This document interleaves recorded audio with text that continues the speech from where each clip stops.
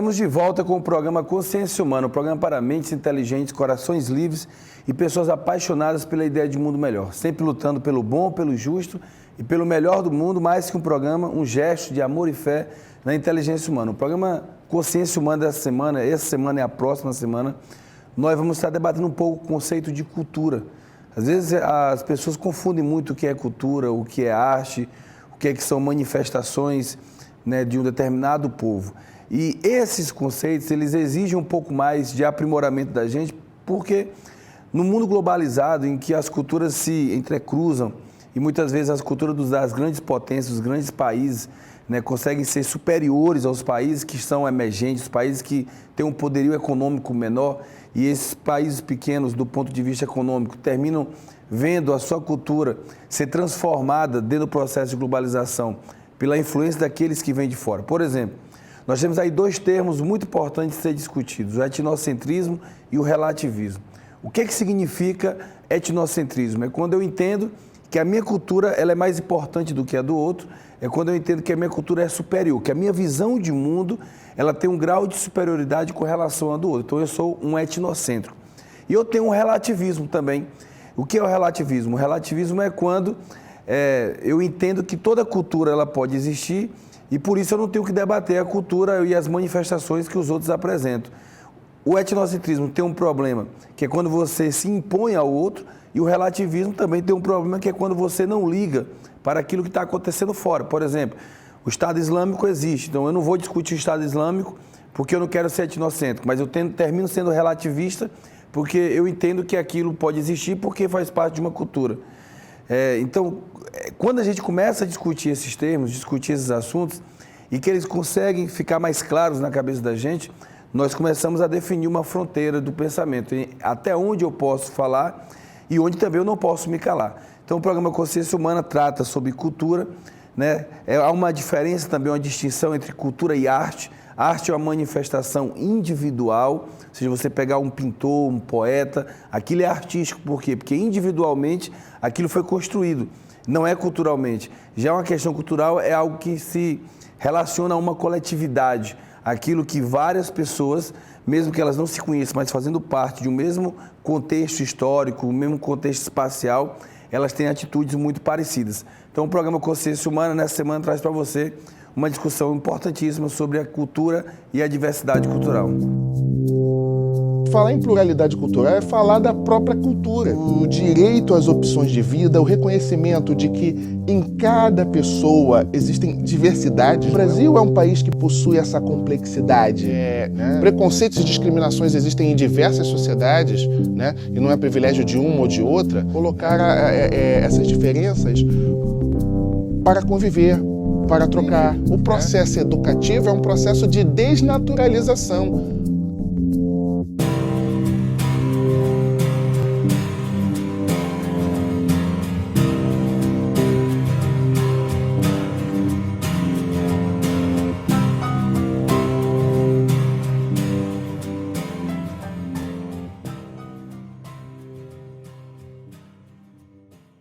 Por pluralidade cultural, subentende-se a capacidade não só do convívio das diferenças, né, das diferenças entre as diversas culturas, mas entender que as próprias culturas elas estão em processo constante de mutação.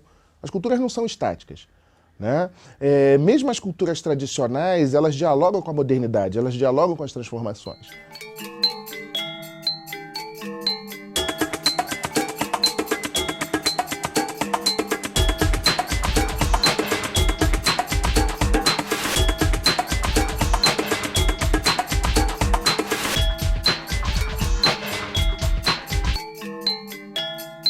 Então, a gente falar em pluralidade cultural é falar da própria cultura, né? Nós é que tínhamos uma visão um tanto equivocada com relação à cultura, de achar que as tradições ou que as culturas são imutáveis. Elas estão em processo constante de modificação, né? De ressignificação entre a tradição e a criação de novas tradições e a criação do novo, né?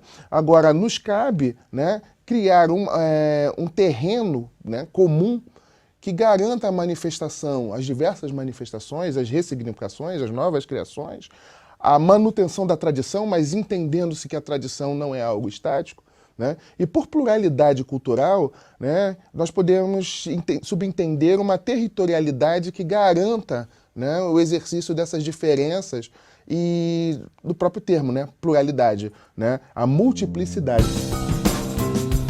A multiplicidade.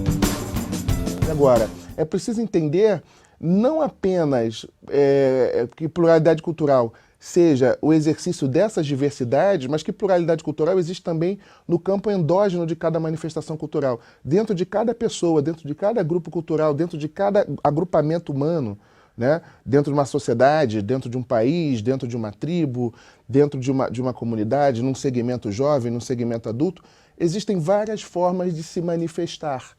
Né? E por pluralidade cultural é não só garantir o exercício das diferenças, mas entender também que essas diferenças são múltiplas no espaço interior de cada indivíduo.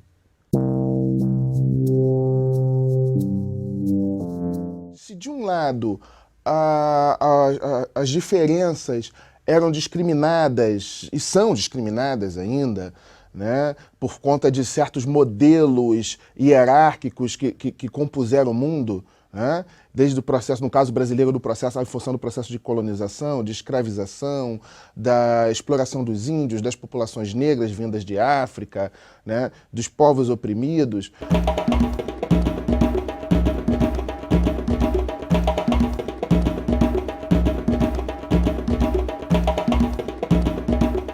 Por outro lado, o próprio padrão de igualdade, quando fica preso a um modelo eurocêntrico, com uma ideia de universalidade, mas uma universalidade que só trabalha a unidade e não a diversidade, nós temos uma reprodução dessa hierarquização, mesmo quando nós falamos em igualdade, né? E a pluralidade reconhece a grande riqueza da condição humana. E reparem que a questão da igualdade hoje e da diversidade, essa dialética entre igualdade e diversidade, ela discute muito tanto a questão, né, pelo critério cultural como pelo critério ambiental, né, patrimônio ambiental, patrimônio cultural, o direito às opções de vida, o reconhecimento de que em cada pessoa existem diversidades, não é uma única diversidade, as pessoas têm identidades múltiplas. E quanto mais multiplicidade eu tiver para trocar, para dialogar com esse mundo, um tanto melhor, né? Agora, para isso, eu preciso ter uma condição anterior. Eu tenho que ter um cimento, um critério de igualdade, mas que não se estabeleça a partir de um modelo etnocêntrico ou de um modelo eurocentrado, mas sim a partir de princípios basilares para que as pessoas possam exercer suas diferenças. E no campo da educação, isso é importante porque a educação é um elemento básico da nossa sociedade, não só a escola, né? A educação no sentido mais amplo, na família, nas opções religiosas, no educar para o exercício da cidadania, do espaço da cidade. O Estado é educador não apenas quando oferece escola pública, mas ele é educador também quando ele oferece equipamentos públicos, sistemas de saúde, de educação, de cultura, né? Na sociedade civil, as organizações não governamentais, as empresas. Então é preciso haver um esforço para garantir essa questão da diferença e mais ainda, né? O quanto a diferença também potencializa a criatividade, a sensibilidade humana, como a gente pode observar na arte, como a gente pode observar na criação. Por exemplo, o que seria da comunicação se não houvesse a diversidade?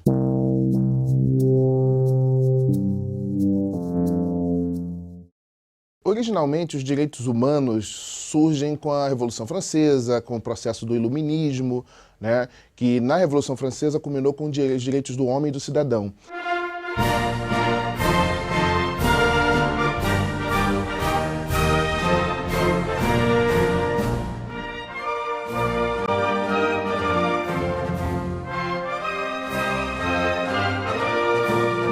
Mas os modernos direitos humanos, eles surgem em 1948 com a Declaração Universal dos Direitos Humanos, como decorrência do processo de criação da ONU, da Unesco, do Sistema Internacional do pós-Segunda Guerra Mundial. sobretudo em função de tudo que ocorreu, o Holocausto, os campos de concentração nazistas, os abusos, a discussão sobre o que é a condição humana.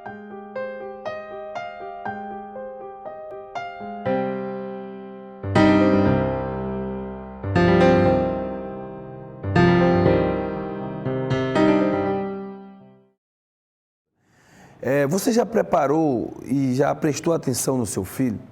Né? Já conseguiu identificar se uma roupa, se uma música, se um pensamento do qual o seu filho já considera correto é um pensamento que é próprio do povo que ele nasceu, ou se aquilo ele já conseguiu herdar das relações humanas e virtuais que ele começou a construir? E aí quando a gente fala relações humanas e virtuais, porque existem relações que são próximas, mas elas são pautadas também pela virtualidade, pela internet, pela TV, ou seja, pela capacidade de agregar de outras nações, de outros povos, manifestações que não são legítimas do seu povo. Também não podemos ser, aqui ter um medo daquilo que vem de fora, ou seja, eu não vou aceitar nada, eu não vou aceitar um estilo musical, eu não vou aceitar uma roupa, porque ela não faz parte do meu país. Isso também seria um equívoco muito grande da gente, porque estaríamos num grande erro. Então, o que nós chamamos a atenção aqui no programa é que os pais, eles precisam ter um diálogo, como os professores. Ou seja, na sala de aula, você vai identificar no seu aluno várias manifestações que ele vai herdando desse mundo virtual. E não que elas tenham que ser impedidas, mas elas têm que ser pensadas. Porque quando elas são pensadas, nós conseguimos criar critérios e aí uma peneira que, no mínimo, ela obedeça à questão intelectual, ou seja, de entender aquilo que faz parte ou não do nosso contexto. Continue com o nosso programa e as discussões sobre cultura. E aí os modernos direitos humanos é que surgem dentro dos 30 artigos como o referencial para o debate atual, o debate contemporâneo sobre a igualdade, sobre o respeito às diferenças. Os direitos humanos, eles garantem um mínimo de igualdade entre as pessoas naquilo que é inerente à condição humana, que é inerente à questão da humanidade, para que as verdadeiras diferenças possam aflorar, que são as diferenças das escolhas, das etnias, das culturas, das opções de vida, das origens, né, e das identidades múltiplas.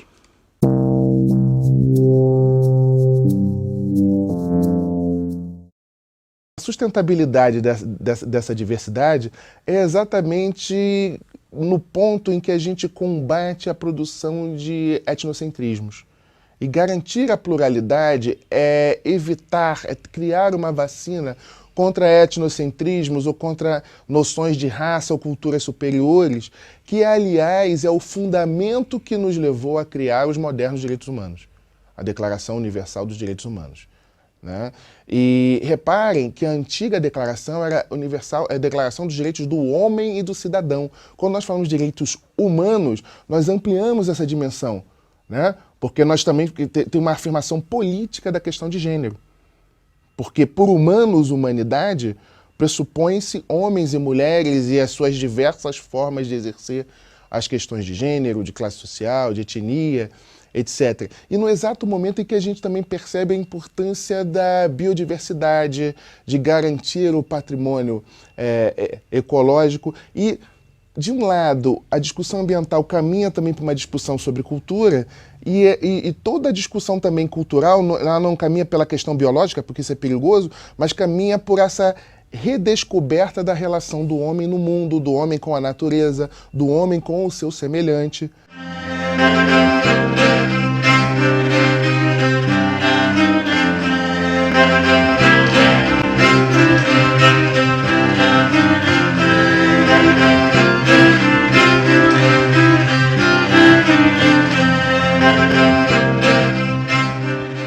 E para isso, também nós precisamos criar elementos que não apenas garantam os direitos dessas diferenças, mas que botem essas diferenças para dialogar entre si. Porque um dos grandes perigos da discussão sobre a multiplicidade cultural, sobre a pluralidade cultural hoje, é o apenas reconhecimento dessas diferenças, mas pô-las em cada gueto. Né? Reconheça as diferenças, mas elas ficam isoladas em cada gueto. Por exemplo, não se pode dizer que os Estados Unidos não sejam um país multicultural, Mas, por outro lado, a dialogicidade dessas diferenças são muito complicadas. Por outro lado, o Brasil é um país multicultural que consegue ser miscigenado apesar de tanto preconceito racial. Né, com as populações negras, com os povos indígenas, né, com relação aos nordestinos nos grandes centros urbanos da região sudeste, né, especificamente Rio de Janeiro e São Paulo, não apenas, mas a gente pode dar como exemplo.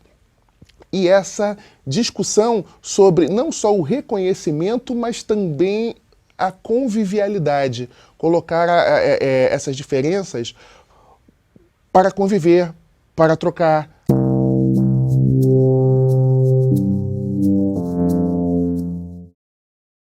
As culturas modernas, né, tanto no plano da indústria cultural, como no plano da arte mais refinada, como no plano da música brasileira, né, quanto mais diferenças, quanto mais dialogicidade nós colocamos umas coisas com as outras, né, maior é a nossa riqueza. O que é o tropicalismo?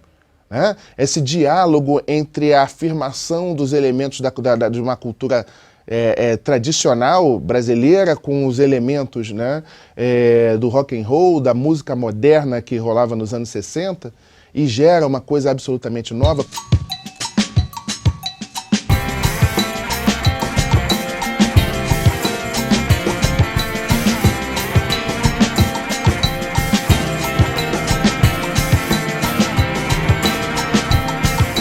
Como foi também o modernismo, né, de quebrar, de ter uma ruptura com o classicismo.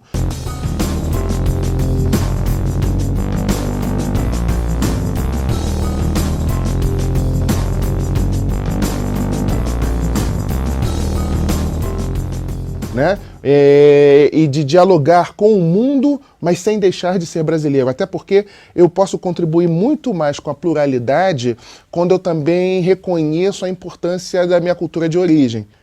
Né? Então, eu vou ser muito mais interdisciplinar, eu vou ser muito mais plural também quando eu reconheço aquilo que eu já possuo, aquilo que eu já tenho, mas sem ficar restrito a ele.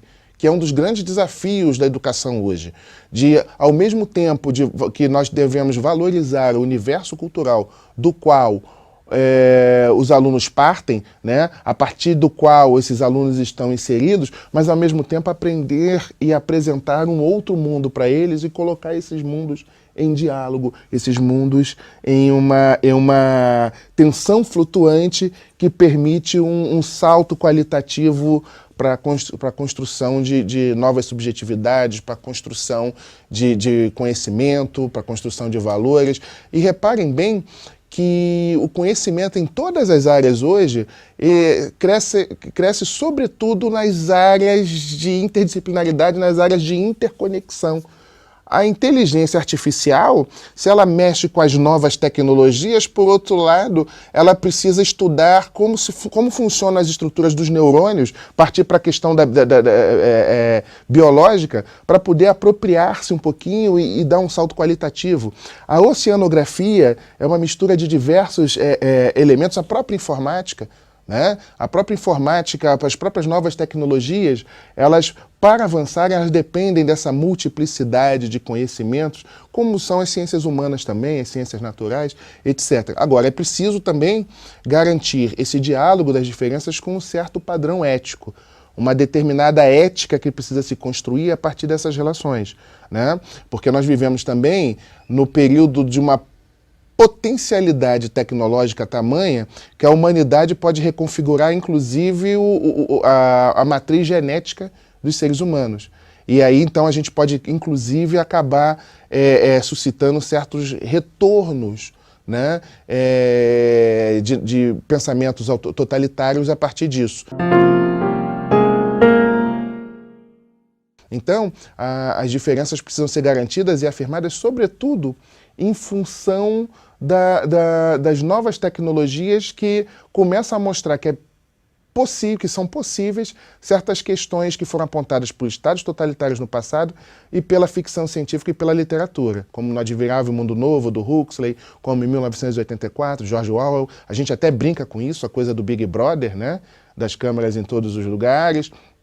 como o é na questão do Blade Runner, do inteligência artificial, e acho até que a escola pode discutir isso, né? Como a ficção científica antecipa esses elementos, e também colocar a diferença cultural como algo que precisa ter como cimento não só o respeito à igualdade na condição humana, mas um determinado padrão ético, porque do contrário, nós poderemos acabar legitimando a clonagem de seres humanos ou experiências genéticas que eram estimuladas, por exemplo, no Estado nazista, com um falso argumento da diferença.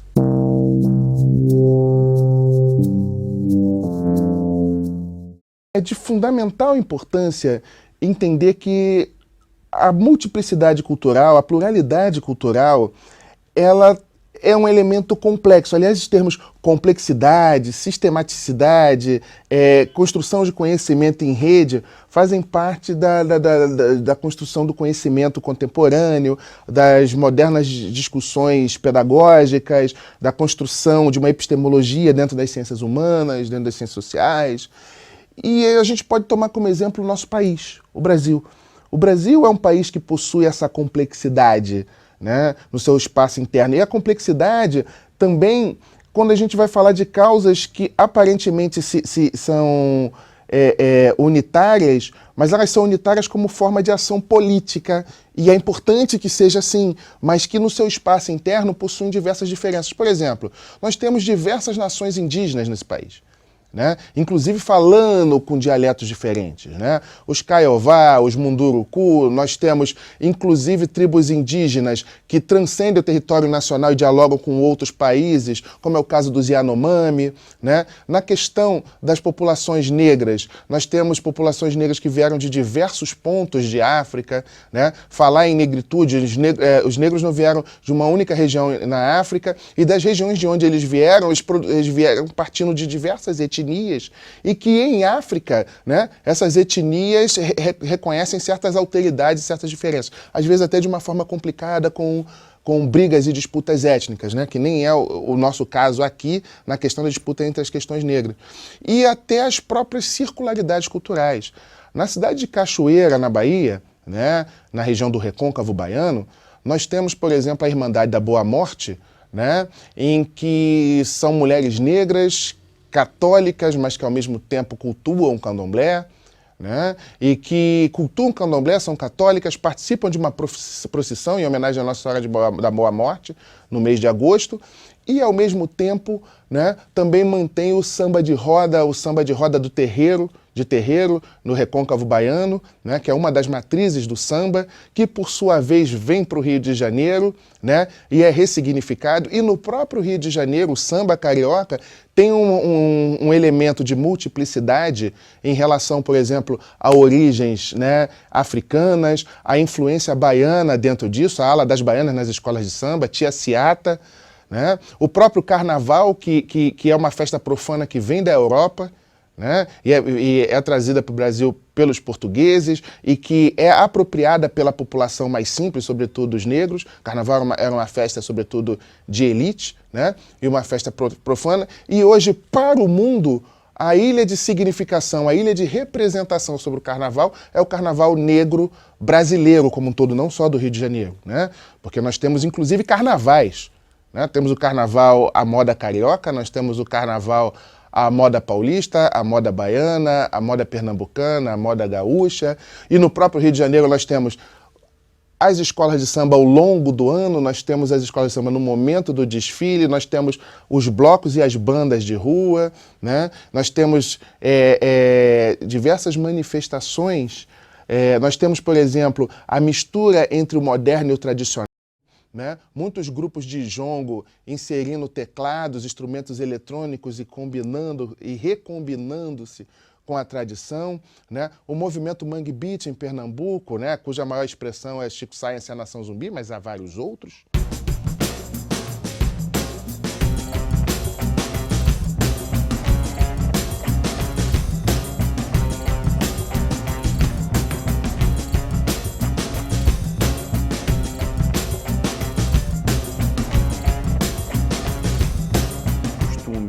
Quando nós estamos falando de cultura, nós mexemos com costume, nós mexemos com aquilo que é tradicional de um determinado povo. E tradição é uma coisa muito complexa, né? Porque o que você tem aí dentro da construção de uma sociedade, de uma coletividade? Aquilo que é tradicional e aquilo que é inovação. O que é tradicional, os mais velhos vão entender, eu preciso respeitar aquilo que existe enquanto tradição e sempre esteve ali posto na sociedade. De fato, nós temos que respeitar aquilo que é tradicional, por quê? Porque está consolidado pela sociedade. Mas eu não posso impedir, né, que os mais jovens também criem outras formas de enxergar o mundo, que é justamente a inovação. É bom entender que aquilo que é tradicional hoje já foi inovação um dia. Aquilo que é mais velho hoje já foi mais novo um dia. Então, assim, a tradição e a inovação, elas caminham lado a lado, elas precisam ser parceiras, porque o tradicional ele me traz uma referência e a inovação ela me traz uma possibilidade nova.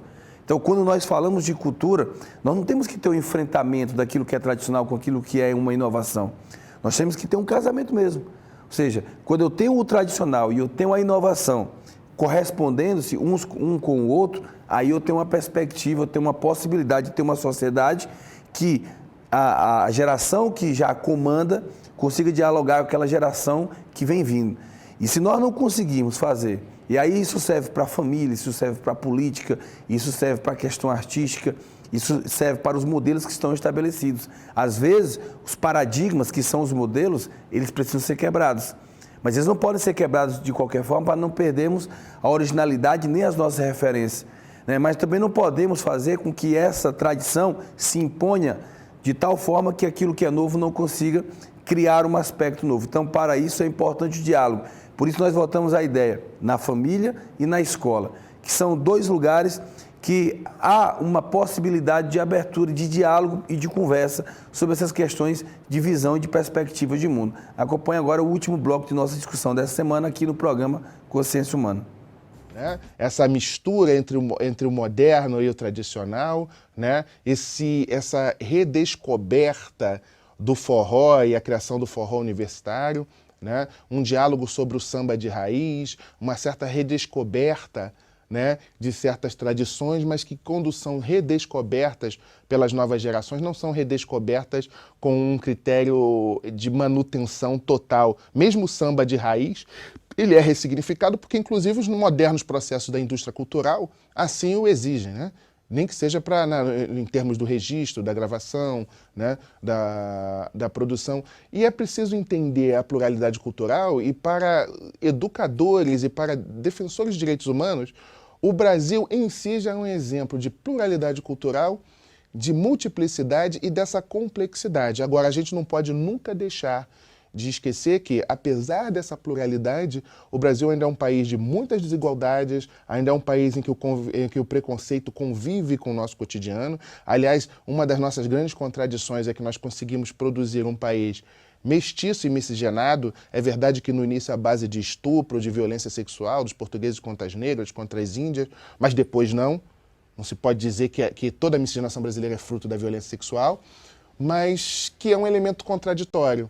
Ao mesmo tempo mestiço, ao mesmo tempo plural, mas ao mesmo tempo preconceituoso, ao mesmo tempo com níveis de desigualdade de renda e de padrão de vida que refletem também as estruturas não só sociais, mas raciais, né? Não só em relação a negros, né? Mas também em relação aos povos indígenas.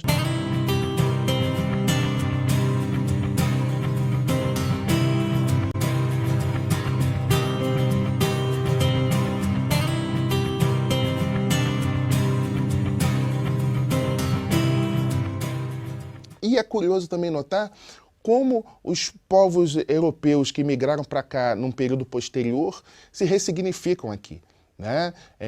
As comunidades alemãs no sul do Brasil, né? Os italianos, a comunidade judaica que vem de diversas gerações. Aliás, há judeus no Brasil desde o período da colonização, né? Os cristãos novos também, depois da Segunda Guerra Mundial. Como esses processos, né? O Brasil tem a maior colônia japonesa fora do Japão, né? É preciso entender o que é essa grandiloquência e o impacto disso na vida nacional, né? Então nós temos um país que tem essa multiplicidade e em todas as suas regiões, né? E que é capaz de produzir e de refletir, né, um patrimônio cultural que pode ser oferecido para a humanidade e para dialogar com essa humanidade, né, com muita propriedade e com muita diversidade. Se a gente não varrer, né, os nossos problemas para debaixo do tapete, eu acho que o Brasil tem um exemplo a dar ao mundo. Ainda não é um exemplo perfeito, né, porque é preciso combater a desigualdade. Mas acredito que o Brasil também é um país de potencialidade. A gente pode pegar essa tensão entre os nossos problemas e as nossas virtudes e jogar isso no famoso caldeirão que o modernismo, né, propunha. Eu acho que essa ideia do caldeirão, Mário de Andrade, é fundamental.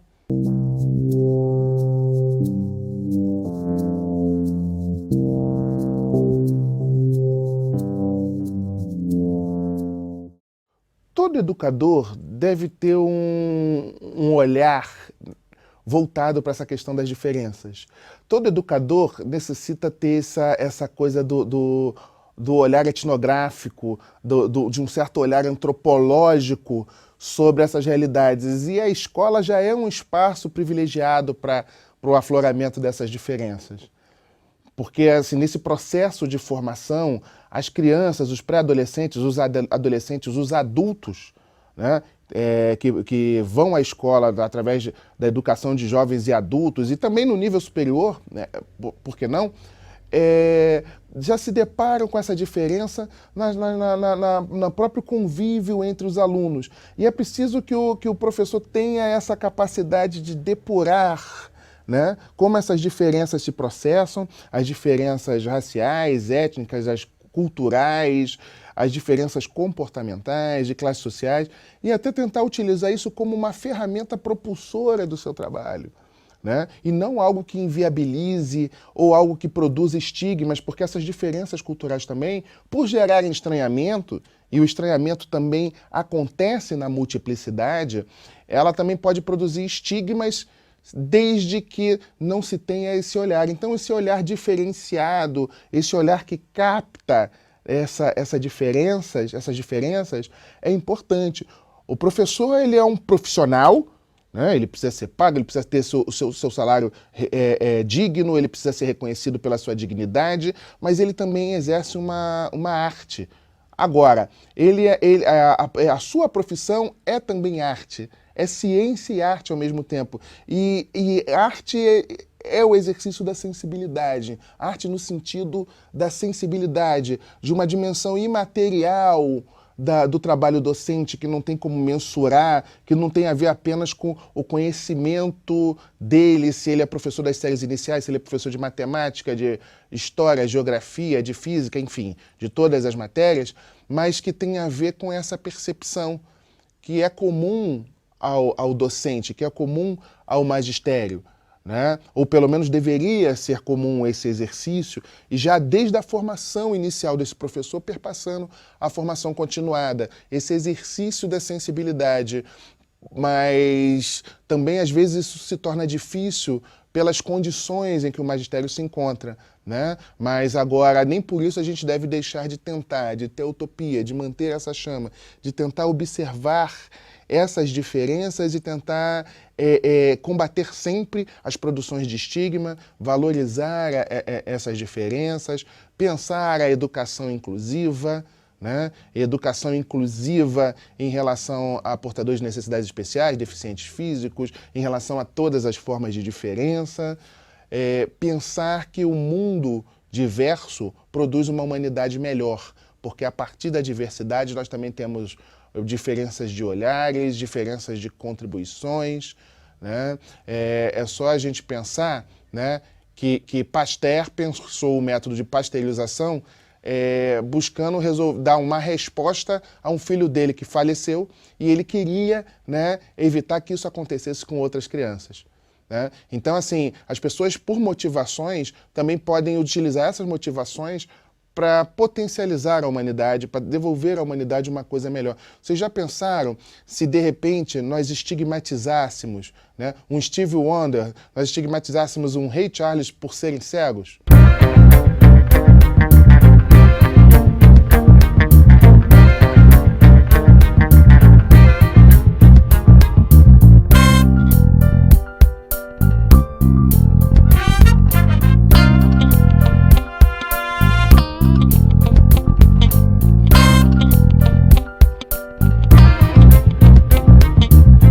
se ao invés de terem tido a oportunidade de se expressar, né, através da arte, eles ficassem a sociedade os tratasse apenas como coitadinhos, e além de tudo ainda eram negros na sociedade americana, num período em que eles estavam se formando, em que as tensões raciais eram abruptas, mais abruptas até do que acontece no Brasil. Então é preciso pensar isso, né? Que educar também é abrir possibilidades, é abrir oportunidades, e as diferenças podem ser colocadas como contributos, inclusive para que as pessoas conheçam realidades diferentes das suas realidades.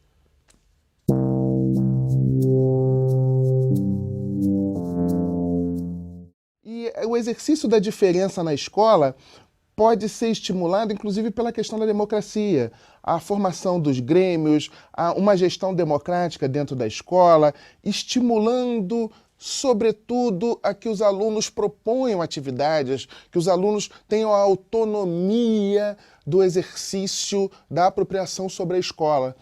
Dessa maneira, que eles possam organizar festivais de música, festivais de teatro, acompanhados pela direção da escola, pelos professores, porque com esse exercício da autonomia, nós também podemos estimular esse olhar sobre a diversidade, e a diversidade que ocorre também no exercício para a realização dessas atividades. O que acontece? Nós poderemos propor dentro dessa autonomia na escola, desse diálogo, que essas diferenças sejam vistas e sejam captadas, e sejam melhor trabalhadas, sem censura, sem uma interferência hierárquica de cima para baixo, mas no diálogo entre os conteúdos que são trabalhados a partir de cada disciplina, a partir de cada matéria, a partir dos temas transversais, a partir da interdisciplinaridade, combinando-se isso com a autonomia dos alunos, da comunidade do entorno, da associação de pais e mestres. Quer dizer, transformando a escola numa comunidade efetiva. E a partir dessa noção de comunidade, se constrói o respeito às diferenças, porque eu preciso respeitar e conviver com um mínimo de cortesia com o próximo para que esses projetos, esses processos possam ocorrer.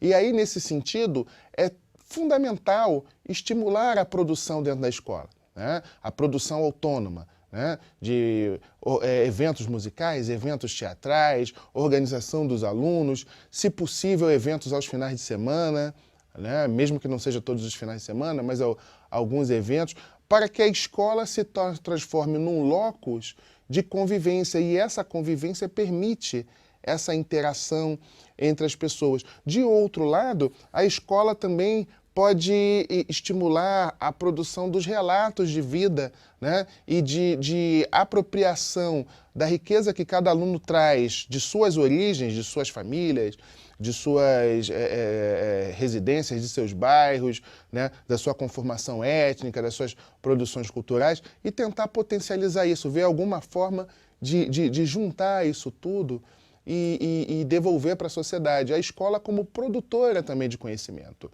né? Ela produz conhecimento a partir do momento em que ela também reflete sobre a vida, que ela se cria, se abre para os debates, né? Ela também pode pegar temas da atualidade, como, por exemplo, a desigualdade, o racismo, o preconceito, os povos indígenas, o meio ambiente, e suscitar espaços de debate, seja trazendo elementos externos para debater na escola, ou seja ela mesma produzindo e devolvendo para a sociedade.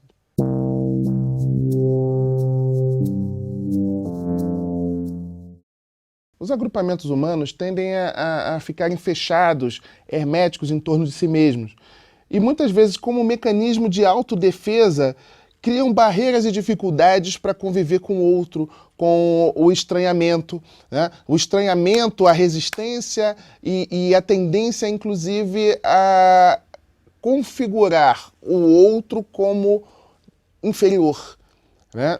Então, é preciso romper essa carapaça, essas resistências que são dos processos humanos, é antropológico mesmo, os grupos tendem a ficarem fechados, né?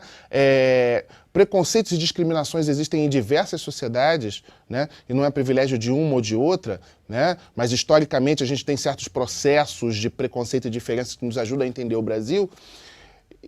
Mas aí é aí que entra a grande questão. Nós temos que romper com essa visão, entre aspas, natural de me defender em relação ao outro e estimular o convívio, inclusive pensando-se que com o convívio do outro eu também posso me tornar um ser humano melhor, né? E romper essas resistências não é algo tão fácil a princípio, mas que a partir do momento que vai acontecendo, a gente vai criando um novo muito interessante, né? Quando eu percebo que a melhor forma de garantir também as minhas opções de vida é quando eu garanto as opções de vida e também as especificidades do outro, né? Quando a gente faz uma grande coalizão entre as diferenças como forma também de eu defender o meu direito a ser diferente.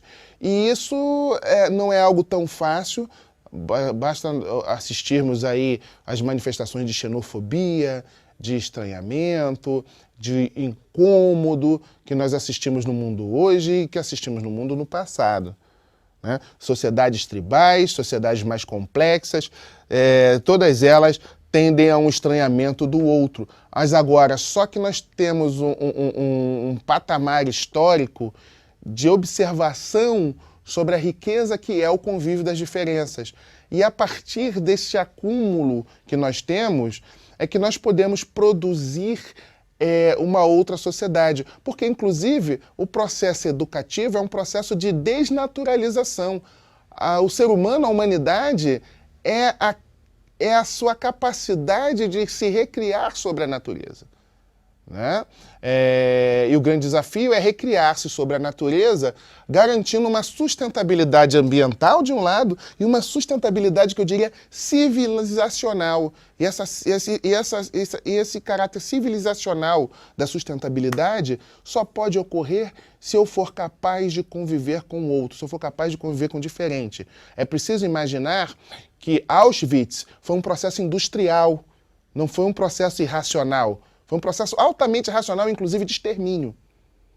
Então, é preciso devolver um padrão ético, é preciso criar uma ética da convivialidade, uma ética sobre as relações humanas e entender que aquilo que é visto como, entre aspas, natural, também pode ser racionalmente orientado. Muitas vezes, estratégias de extermínio do outro não se constroem apenas a partir do irracional ou do natural, mas também podem ser frutos de uma extrema racionalidade.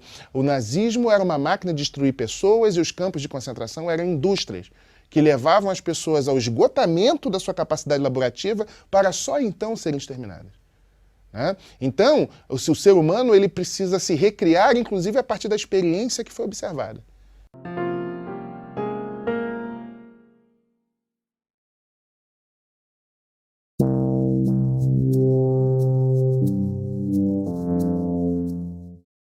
Então, o ser humano ele precisa se recriar, inclusive a partir da experiência que foi observada. E a partir de uma experiência observada, né, nós entendermos que a diferença é fundamental para impedir que essas coisas voltem a acontecer.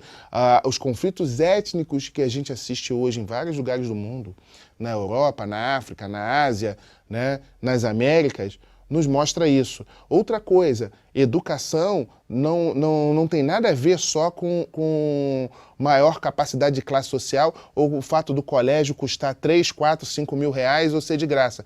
No Brasil a gente tem jovens provenientes das nossas elites e que massacram índios na rua, que espancam prostitutas, empregadas domésticas. Educação de qualidade, educação também que cria valores, que cria formação de princípios éticos, de respeito às diferenças. Eu posso até não concordar com determinada diferença. Por exemplo, eu sou Flamengo, então é óbvio que eu acho que não é o Vasco o melhor time do mundo, mas isso não significa que eu tenha que agredir o torcedor do Vasco da Gama. Eu sou católico, é óbvio que para mim a Igreja Católica é a melhor, mas isso não significa que eu tenha que agredir um judeu, um evangélico, um candomblessista, né? É óbvio que as minhas opções de vida, né? Eu gosto da Mangueira, da escola de samba Mangueira, então para mim a Mangueira é melhor do que o Salgueiro, é melhor do que a Mocidade Independente de Padre Miguel. Já deu para perceber que eu sou carioca.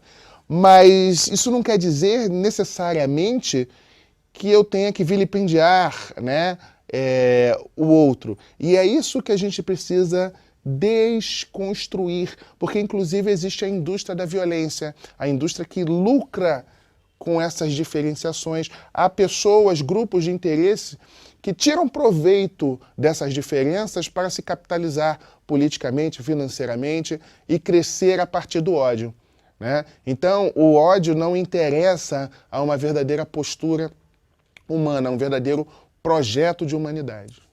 Você assistiu o programa Consciência Humana dessa semana, discutindo com ênfase a questão cultural. Na próxima semana nós vamos continuar falando de cultura, de pluralidade cultural, falando desse Brasil que tem tantas manifestações, são tantos Brasis, né? Você pega o Nordeste, você pega o Sul, o Centro-Oeste, você pega o Norte, você pega o Sudeste. Cada região do Brasil termina tendo ali um aspecto completamente diferente. Um país criado por basicamente 3 raças, né? Nós temos aí o nativo, que foi conhecido também como índio. Nós temos aí o negro africano, que foi pego de qualquer forma na África, ou seja, negros que vinham para cá e que inclusive não falavam a mesma língua, né? É bom perceber que na construção do Brasil, os africanos que vieram ao Brasil não eram africanos de uma etnia só. Eles tinham línguas diferentes, cultura diferente, religiosidade diferente. E às vezes muita gente diz assim, os africanos poderiam ter resistido à escravidão, mas não era tão simples. O fato de serem africanos, de serem negros, não os tornava iguais. Eles também traziam uma pluralidade cultural entre eles, que depois, com o passar dos anos e de anos de escravidão no Brasil e com a luta pela liberdade, farão com que eles possam consolidar, assim, uma manifestação que é própria, já aqui no Brasil. E nós temos aí o europeu representado pelos portugueses. Então, o Brasil, que é uma pluralidade cultural que precisa ser respeitada e analisada. Então, o programa dessa semana, assim como o programa da próxima semana, tem como objetivo justamente isso, trabalhar essas manifestações. E nós deixamos para você, que é nosso telespectador, essa dica. Você que é pai, você que é mãe, você que é professor, né? Você que às vezes é treinador de futebol, você que comanda um grupo na igreja, nós precisamos ter uma discussão mais autêntica da cultura, porque vemos um mundo especial dentro da globalização, uma globalização que tem por tendência supostamente unir o planeta numa língua só, numa manifestação artística só. Mas isso é por tendência. Por que eu digo por tendência? Porque essa tendência ela é pautada pelos países economicamente mais fortes, que conseguem, através da mídia, através do consumo, através de um modelo que eles vão estabelecendo de sociedade, impor valores àqueles países que não conseguem impor os seus. Por isso que a gente falou no começo sobre quem canta sua aldeia se torna universal. E aí parte a valorização dessa questão cultural. Então, esse foi o nosso programa Consciência Humana dessa semana. Na próxima semana nós estamos de volta. Consciência Humana é um programa para mentes inteligentes, corações livres e pessoas apaixonadas pela ideia de um mundo melhor, sempre lutando pelo bom, pelo justo e pelo melhor do mundo, mais que um programa, um gesto de amor e fé na inteligência humana. Até a próxima semana, se Deus quiser, aqui na TV Assembleia.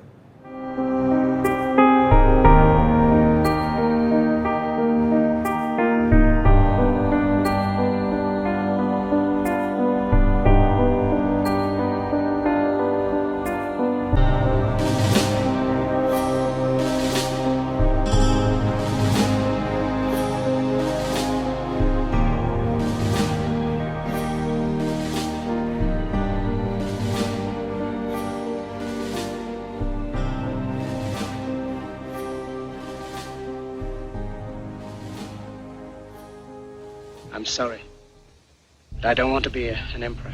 That's not my business. I don't want to rule or conquer anyone. I should like to help everyone if possible. Jew, Gentile, black man, white. We all want to help one another. Human beings are like that. We want to live by each other's happiness, not by each other's misery. We don't want to hate and despise one another. In this world there's room for everyone, and the good earth is rich and can provide for everyone. The way of life can be free and beautiful. But we have lost the way. Greed has poisoned men's souls, has barricaded the world with hate, has goose-stepped us into misery and bloodshed. We have developed speed, but we have shut ourselves in. Machinery that gives abundance has left us in want. Our knowledge has made us cynical, our cleverness hard and unkind. We think too much and feel too little. More than machinery, we need humanity. More than cleverness, we need kindness and gentleness. Without these qualities, life will be violent and all will be lost. The aeroplane and the radio have brought us closer together. The very nature of these inventions cries out for the goodness in men, cries out for universal brotherhood, for the unity of us all. Even now, my voice is reaching millions throughout the world, millions of despairing men, women, and little children, victims of a system that makes men torture and imprison innocent people. To those who can hear me, I say, do not despair.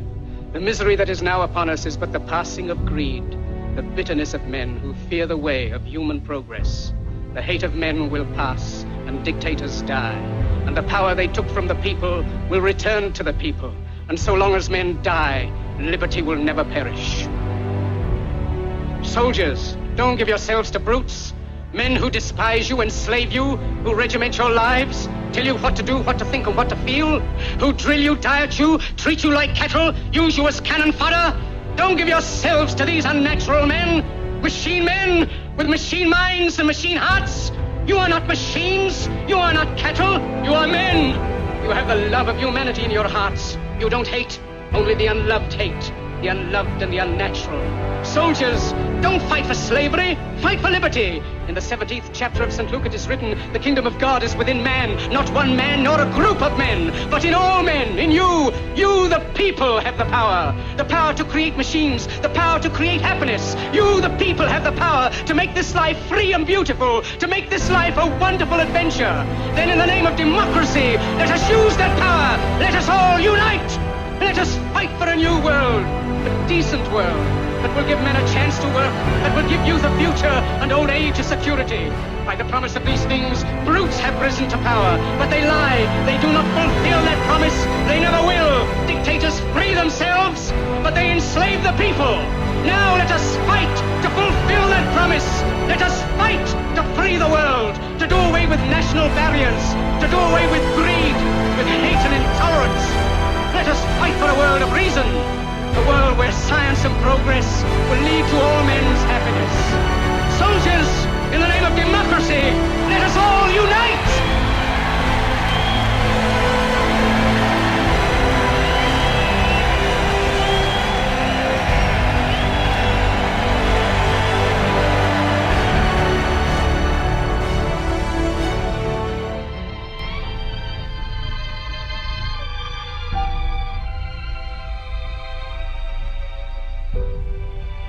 Hannah, can you hear me? Wherever you are, look up, Hannah. The clouds are lifting. The sun is breaking through. We are coming out of the darkness into the light.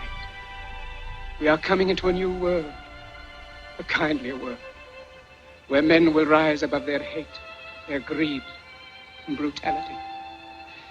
Look up, Hannah.